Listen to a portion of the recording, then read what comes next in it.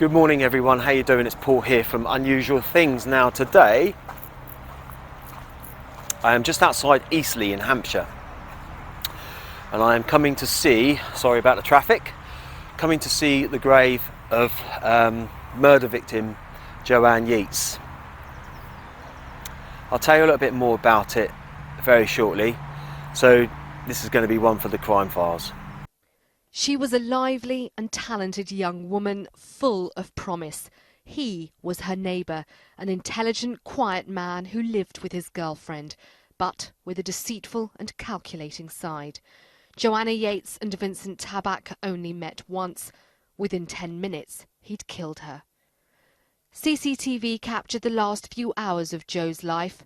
First at the Bristol Ram pub, where she'd met up with friends for drinks after work. She left at 8 o'clock that evening, stopping off at several shops on the way home. At 8:40 she's on a security camera at Tesco's buying a pizza and an off-licence where she bought cider, arriving at her flat in Canning Road at around 8:45.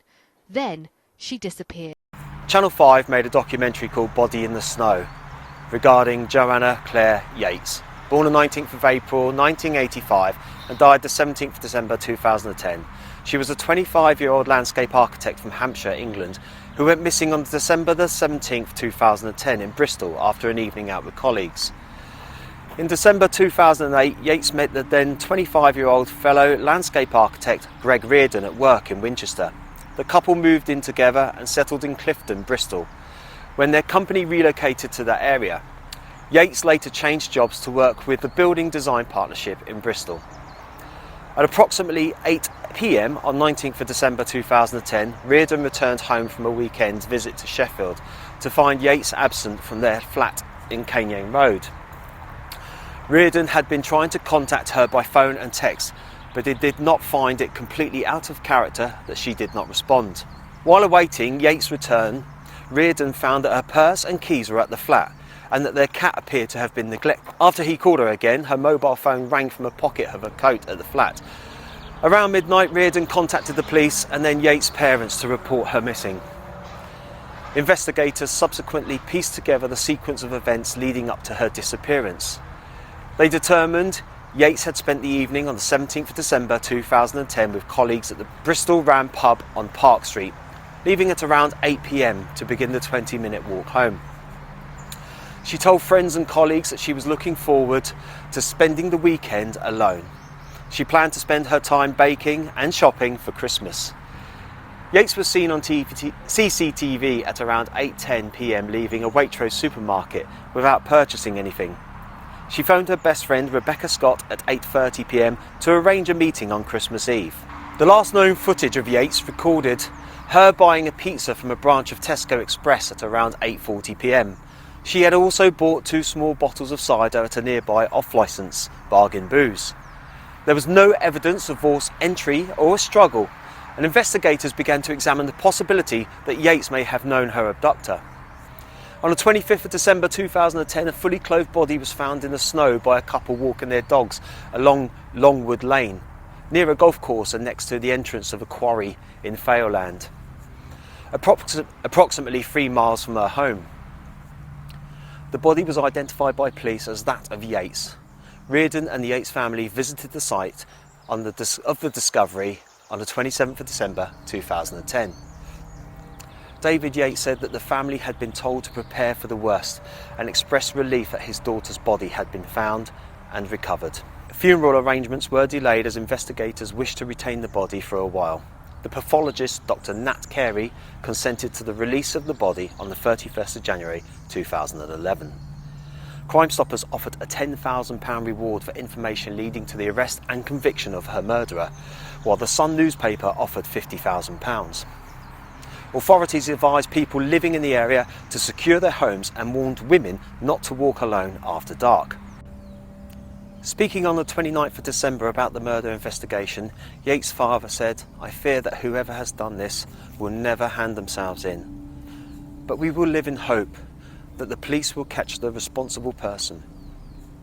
A post-mortem examination began on the 26th of December 2010, though results were delayed due to the frozen condition of the body.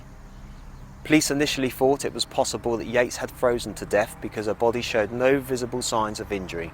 Investigators announced on the 28th of December 2010 that the case had become a murder inquiry, as the coroner determined that Yeates had died as a result of strangulation. The post-mortem indicated that she had died several days before being discovered on the 25th of December 2010. A young woman attending a party at a neighbouring house on Canyon Road on the night of Yeates' disappearance recalled hearing two loud screams shortly after 9 p.m. coming from the direction of Yeates' flat. Another neighbour who lived behind Yeates' home said that he heard a high-pitched woman scream, "Help me." Officers removed the front door to Yeates' flat to check for clothing fibres and DNA evidence, with investigators examining the possibility that the perpetrator had entered the flat before Yeates returned home. The Tabak arrest followed an anonymous tip from a female caller hours after a televised appeal by Yeates' parents on Crime Watch. DNA tests were carried out by LGC Forensics, a private company which undertakes forensics analysis for criminal investigations. After questioning during 96 hours of detention, Tabak was charged on the 22nd of January 2011 with the murder of Joanna Yeates. He made a brief appearance at Bristol Magistrates Court on the 24th of January and was remanded into custody. Tabak, legally represented by Paul Cook, declined to request bail during a hearing the following day. Tabak was moved from Bristol Prison because of fears of his safety and was placed under suicide watch at Long Lartin Prison near Evesham.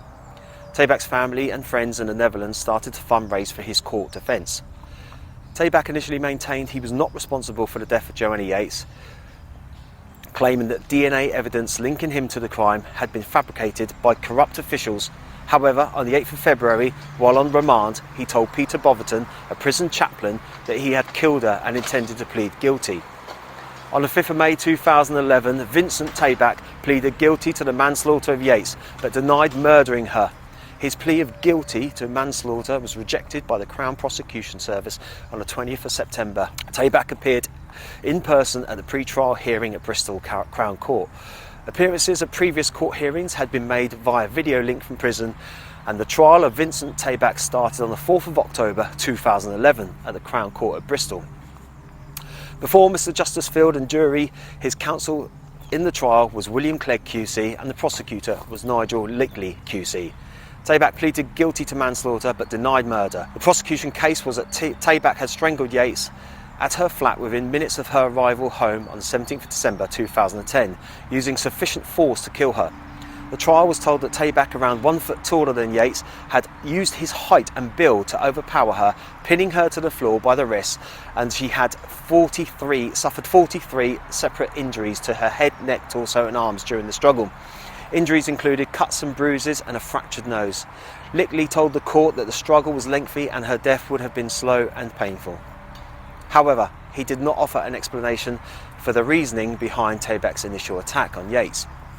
The jury was sent out to deliberate on the 26th of October and returned with a verdict 2 days later, on the 28th of October 2011. Tabak was found guilty of Joanna Yeates' murder by a 10-2 majority verdict.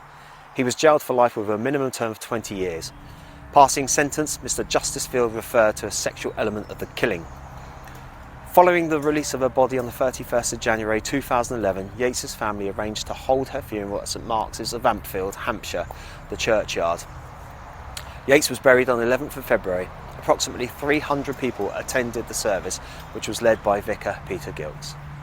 Okay, so that's all the information there on the murder and the trial regarding Joanna Yeates. Now, there is obviously a lot more detail than that, but I would be here all day if I went into all of that for you. So what we're going to do now is, I've been having a look around like I always do, and we're going to see if we can see Joanna's grave. So we'll just continue to have a little look around for Joe's grave. Like I said earlier on at the start, if you haven't seen the documentary A Body in the Snow, it's on Channel 5, it's really worth having a look at. It tells you so much more information, goes into a lot more detail. You know, I've tried to give you guys as much as I can, but obviously with limited time, it makes it a bit more difficult. So yeah, if you get the chance, definitely go and have a look. It's a really interesting documentary, and also, you know, these people's memories, I'm a great believer in telling their story, keeping their memory alive out of respect for them, what they went through, their families. And you know, it's sad, isn't it, when a young lady's got all her life ahead of her and it's just taken away so harshly. Why? What's the point? Why? You know, I don't even want to mention the bloke's name again. What was the point in doing it? He lived next door to her, you know, in the same block of flats with his girlfriend, and obviously he was over from the Netherlands. What was his purpose? What was going on in his mind to warrant doing such a nasty thing? So I'm just looking around because it's a small churchyard, but obviously there's a lot of headstones here. I'm just having a little look around here.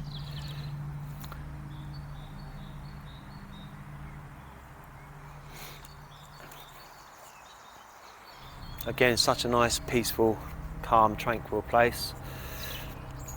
And I'm just having a little look.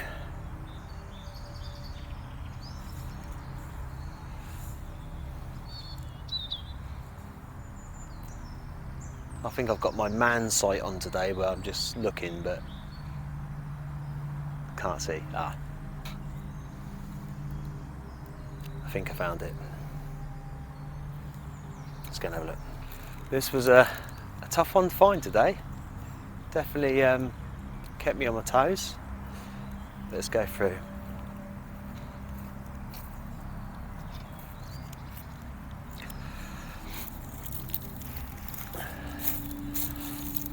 In love and memory of Joanna Jo Claire Yeates, 19th of April 1985 to 17th December 2010.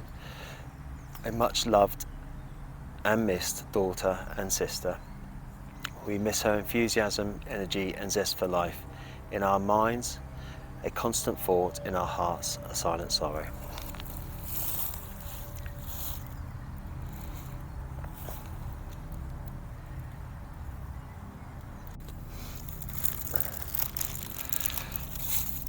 These are for you, Jo. May you rest in peace.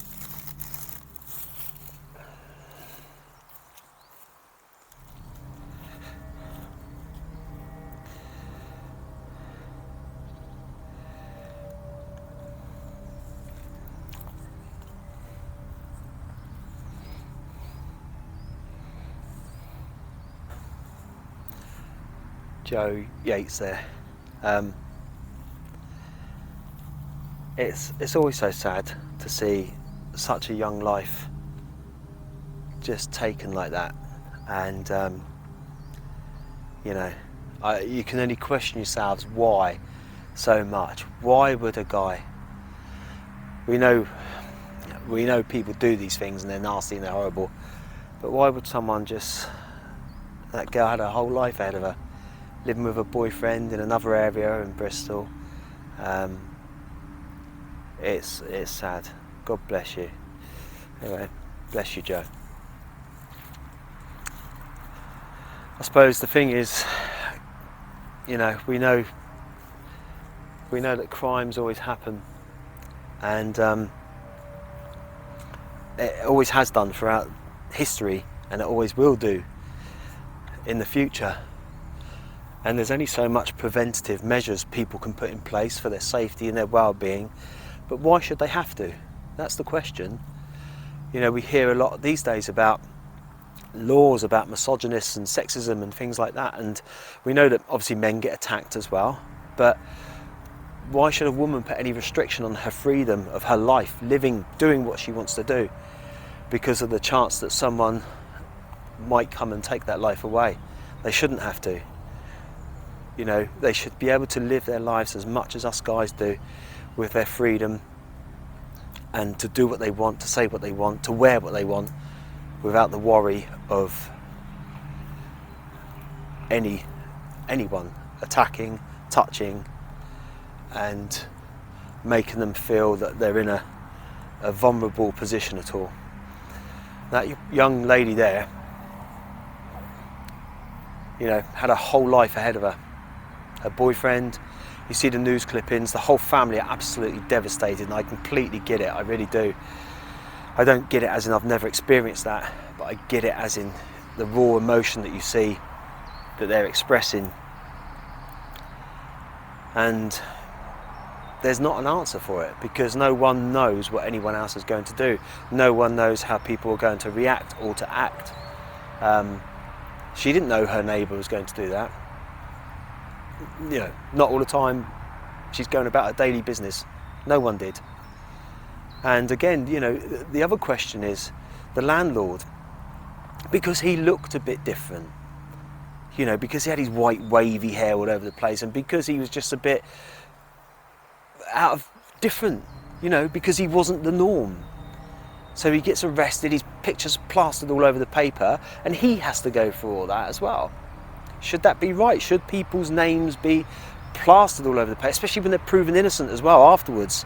You know, how can he ever come back from that? How can he live his life when the so-called normal neighbour, Tabak, got a few other names for him, not a suspect at all in the early days, because he doesn't look weird or out of the ordinary? But goes to show, doesn't it? It's food for thought, makes you question things. Anyway, that's it for another one on the Crime Files today. Please feel free to leave your comments. Like I said earlier, if you've watched any documentaries about this case, if you know anything about it at all, you know, just leave a comment down below. I've tried to deal with it as sensitively as I can. In the same breath, it's the story should still be told. People like Joe shouldn't just be forgotten about. Their story and their memory. We know that their families remember them, obviously, and their friends, but why can't the rest of us have a thought while we're going about our daily lives? Let's have a thought for people like Joe, who don't have that ability to get on and have a life. Anyway, thanks for watching, as always, and that's it for another Crime Files today.